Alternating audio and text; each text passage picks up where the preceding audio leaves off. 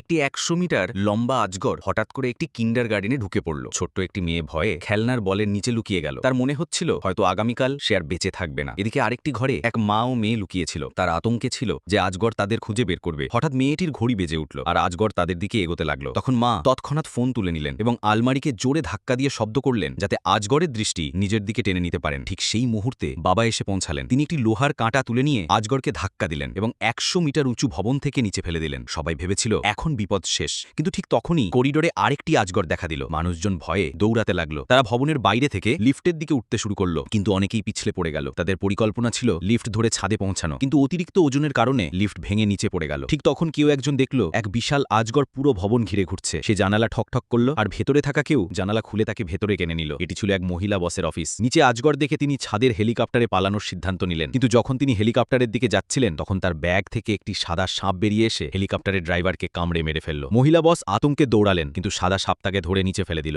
এদিকে ভেতরের বিশাল আজগরও বেপরোয়া হয়ে উঠেছিল। মানুষজন ছাদে পালিয়ে গেল, কিন্তু সেখানেও নিরাপত্তা ছিল না। আজগর তাদের দিকে আক্রমণ শুরু করলো। ঠিক তখন দাসান নামের এক ব্যক্তি তার মেয়েকে নিয়ে শেষ চেষ্টা করলেন। তিনি আগে একজন হেলিকপ্টার পাইলট ছিলেন। তিনি হেলিকপ্টার নিয়ে সোজা আজগরের খোলা মুখের ভেতরে ঢুকে পড়লেন। এক প্রবল বিস্ফোরণে আজগর মারা গেল। দাসান নিজের প্রাণ দিয়ে তার স্ত্রী, মেয়ে এবং আরও অনেক মানুষের জীবন বাঁচালেন।